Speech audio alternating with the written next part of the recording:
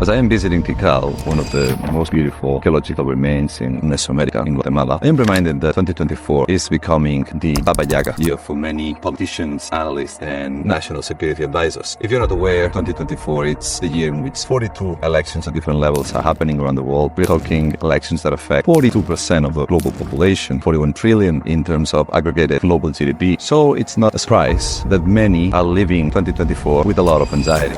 In terms of geographies, if we look at the Americas continent, we know there's elections in Canada, we have elections in Mexico, in which one woman will become president, either the protégé of AMLO, current president of Mexico, or the opposition leader that has been making a stance in changing some of the politics of AMLO, but also in the relationship with the US.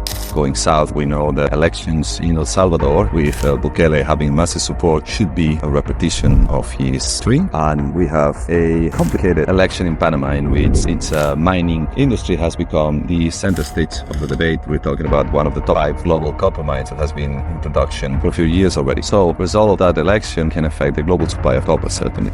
If we keep looking in Latin America, we have elections in Brazil, in regional and local, that will test the support of Lula's government and how the governance of a federal state that Brazil is can become more complicated for Lula. Venezuela is having a major election for the presidency in what has been theoretically an agreement with international observers, and also in what many people expect to be a change of the politics with the race of the opposition leader. We'll see how that evolves. Uruguay is also facing elections, and there should be no surprise. Going to Europe, we have many countries, Austria, Germany, Slovenia, Moldova, Poland, Lithuania, that are facing elections. One of the interesting things in the European continent will be to see if the current trend in political rise keeps digging in the European parliaments, or if in the contrary we see a resurgence of the left in the European continent. Certainly, it will be a good moment to see if European elections are a sign of embracement of the conservative policies.